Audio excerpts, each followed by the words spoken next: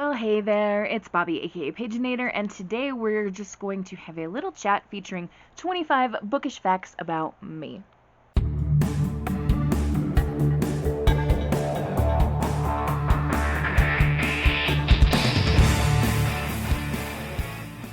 Recently, I have been picking up a few more subscribers here and there, and some of you might not know some things about me, and there are some things on this list of facts that I don't know if I've talked about at all before. So, we're going to dive right in. I'm not going to hold any books up here physically with me. If there's specific books I want to talk about, I might insert a little picture here, but otherwise, we're just going to be chatting. So, let's get rolling. Fact number one. The first book I ever read on my own, completely like by myself, was The Wizard of Oz. I remember I was in second grade. I remember I was in Miss Willis's classroom, and I can see exactly where I sat in her classroom. It was right in front of her desk. And I remember there was like orange carpet on the floor.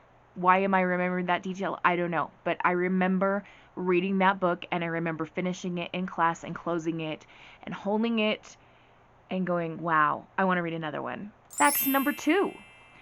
I've read Little Women so many times that my copy is falling apart. The back cover is completely come off. It's a hardcover that was kind of older to begin with when I got it, because I got it when I was a kid, and I didn't have much money being a kid, and I'm sure that I got it at like a thrift store or something, so it's already old to begin with. So probably isn't just me reading it that has caused it to fall apart, but I have read it a lot of times. I adore that book. Fact number three. Anne of Green Gables, both the first book and the entire series, is the most influential book on my life. If you've seen the movie You've Got Mail, Meg Ryan's character says, when you read a book as a child, it becomes a part of your identity in a way that no other reading in your life ever does.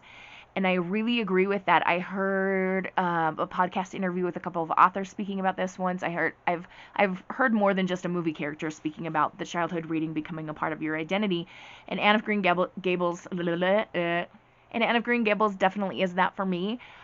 I sometimes feel like I have been trying to become Anne Shirley my entire life. I wrote stories as a kid because I remember Anne wrote stories with her little story club, and I wanted to be like Anne. And I became a teacher not necessarily because Anne was, but maybe that set me on that direction. I don't know. I'm a writer. Anne was a writer. I don't have a Gilbert Blythe in my life, but that's okay. We take what we can get. Fact number four. When I was a 7th grader, my reading teacher, Mrs. Lishman, assigned us to keep track of every book we read that year. She had a little tracking form, and I have done that ever since I was in the 7th grade. Now, I don't have all of those forms. After I was out of high school, I went off to college, and then I came back, and I was living at home while I was finishing up my undergrad, but we had moved to a different house because my parents had sold their place, and I'm sure that things got lost somehow. I do have currently quite a few years worth of reading records, but I don't have all of them since 7th grade, which makes me sad. But I have been keeping track of my reading since then. Fact number five. When I was, I want to say 15 or 16, we went on a family vacation, and it was to the Yellowstone Park area, and we went into a town called Jackson Hole, Wyoming, which is not within Yellowstone Park, but it's in the near vicinity. And it is a very much tourist town, and we had gone to all these shops, and my brother and sister and our friends that we were with, they were all buying things like cowboy boots and belts and buckles and things. We were very much into that cowboy lifestyle, so it was natural for them to buy those things anyway. But they were buying fun things, and the only thing that I wanted to buy was books. I remember my mom was upset with me because she wanted me to find something other than a book. But I became really upset, and I didn't know it at the time, but I think what I had was an anxiety attack. I got really upset, hyperventilating and stuff, and just said, let me go by myself. I'm old enough. I can go to these two or three little stores right here. I want to go here and shop. And if I get something, great. If I don't, great. But I just want some time by myself. And I came out with 3 or 4 books. And I remember my mom was not happy with me. She's like, what are you going to do with a book? She's not a reader. She doesn't understand. It's okay. We shall not blame her. But yeah, weird but strange bookish fact. The only thing I bought on that trip was books. Number 6. Throughout high school, college, and like forever, I have never stopped reading for entertainment. I have a very clear visual picture of me sitting in one of my college classrooms reading The Sisterhood of the Traveling Pants. So I was doing my undergrad, and it had just come out, and there was all this buzz about it, and so I had gone to the local bookstore and got a copy. And I remember sitting in my classroom, and I'd gotten there early because I always came in early and read until class started. And my professor came in and she saw what I was reading and she goes, "Is that good?" And I was almost done with it at that point, and we had a conversation, and I like kind of pitched the book to her, and she goes, "I think I'm gonna get a copy and read it too." And I think that might have been the first time, or at least the first that I really remember, that I realized, oh wow, I can talk about a book and make it sound interesting for someone. That's kind of what I do for a living now. I tell kids about books. But yeah, there we go. Sisterhood of the Traveling Pants. Back to number 7. I once interviewed to work at a Borders bookstore. The interview didn't go well. The man who was interviewing was not wanting to be there that day. You could clearly tell, and he was upset about something. I probably wasn't the best interviewer, so they didn't end up hiring me. But after the store was built, fully up and running, I would go there shopping, and on more than one occasion, I would help people find what they were looking for, especially in like the young readers section and like middle grade YA stuff, because I've just always read middle grade YA books, mostly YA, and I am that person that wants to help people. So if I saw like a mother and child going, okay, we need to find a book for so and so, I would step in and help them. I still do it sometimes. I can't be stopped. Back to number 8. The only book release parties, like midnight release parties, specifically midnight release parties that I've been to, were for Harry Potter number 5 and 6. I hadn't read the books until the 4th one was already out, and I had borrowed my friends' like first 4 books and devoured them in like a week or something like that, like maybe 2 weeks. And so when the 5th one was coming out, of course I went to the midnight release party. Same thing with the 6th one. I would have gone to the midnight release for the 7th one, but we were like in the middle of a family reunion or something, and I ended up having to just run to the nearest Walmart to get a copy. And it was irritating because my Uncle Thane, who is like super teasy, was reading a copy, and he got his before me, so he was about 100 pages ahead of me the whole time, and he's like, "Do you want me to tell you what happens?" And I would be like, "Stop it!" But we both got through the book without spoiling it for each other. It was okay. Speaking of Harry Potter, we're on to fact number 9. I own 4 complete sets of the Harry Potter book series. 3 are here at home, 1 in my classroom. Plus, I have the first 2 of the Mina Lima editions with all the pop-outs and the gorgeous things. And I plan on getting the rest of those, one by one as they're released. The great big illustrated editions with the gorgeous paintings and stuff, I have the first 4 of those. I usually get those through Scholastic because I can use my teacher bonus points for those, and that way I don't have to pay quite as much in the money category. Good strategy. I also own the first book, Harry Potter and the Sorcerer's Stone or Philosopher's Stone, in Spanish, in German, and I have one that's written with a Scottish dialect, which was harder to read than I thought it would be. But yeah, I have a lot of Harry Potter books. Back to number 10. I have a little free library outside of my house. My dad built it for me for my birthday a few years ago, and sometimes I'm really bad about checking to see if the books need to be switched out or not, but I do have a ton of books that just get kind of rotated through that little free library. People come and take them, leave them. A friend of mine donated a whole bunch of books that she cleaned out of her classroom. It's been a fun thing to do. Back to number 11, and a lot of you already know this one. A lot of my owned books are in my classroom rather than here at home, because I live with the mindset that if a book is good and it's appropriate for my middle schoolers, I'm taking it to school, unless it's like a super special edition or personalized and signed from the author to me kind of thing, then I'm taking it there because I want to get books in the hands of my kids. Fact number 12. I taught reading and writing for 12 years and then switched to writing only. It wasn't my choice, but I did say if you're going to only let me teach writing, I still get to talk about books in my classroom. And they said, yes, please. So at least once a week we do a book talk, and I don't know if they make a difference. Every once in a while a kid will check out a book that I've recommended. I hope they're checking them out from the library. Sometimes I feel like it's a waste of time, but I'm going to keep going because for those 1 or 2 kids, I'm doing book talks. I also helped create the independent reading requirements for the 7th and 8th grade in our school district, so some of you I know watch this channel. Hi, we're on spring break. Go read a book, or go play outside. Go do something. Your nonfiction book is due soon. Fact number 13. I am a member of the library committee in our school district, even though I'm not a librarian. Or am I? I do have my own classroom library. Can I call myself a librarian? Yes. But I am part of that committee, so I get to help look at our purchases for the library and come up with ideas and stuff. I call myself a walking Pinterest board.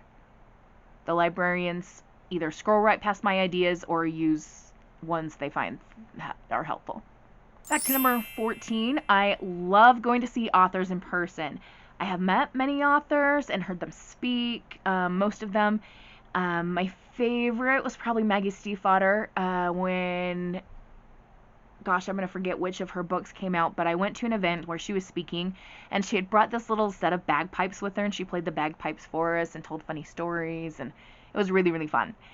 There's a good friend of mine that I go to book events with, or at least I used to. Since COVID, we haven't been able to find an in-person one that we can go to together. The place where we usually go to these book events, which is a store in Salt Lake City, is going back to having in-person events, but they haven't had one that either is an author we're interested in or will work with both of our schedules. But we always have a tradition of driving down there, and we go to the same place for dinner before we go to the author event. We always go to Zupa's, and then we'll go see the author and then come home, and it's always so much fun. Fact number 15. My favorite bookstore in the entire world is the King's English in Salt Lake City. That is the one that hosts the events that my friend and I usually go to.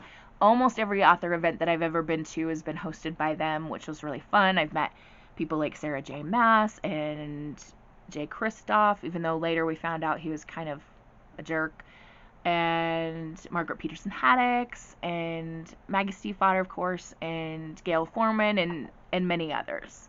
Fact number 16, there are no bookstores where I live.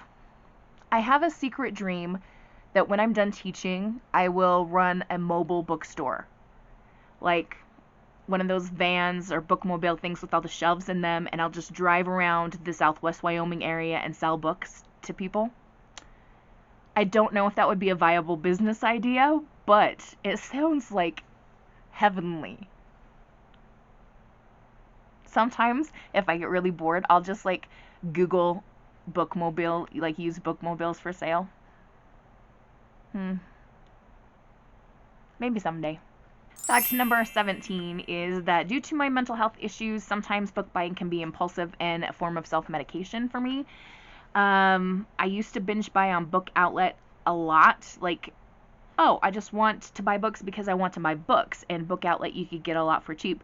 I quit buying from them in 2020. There were some issues that came up with that particular company, and I also was trying to get a hold on the way that I shop for books now.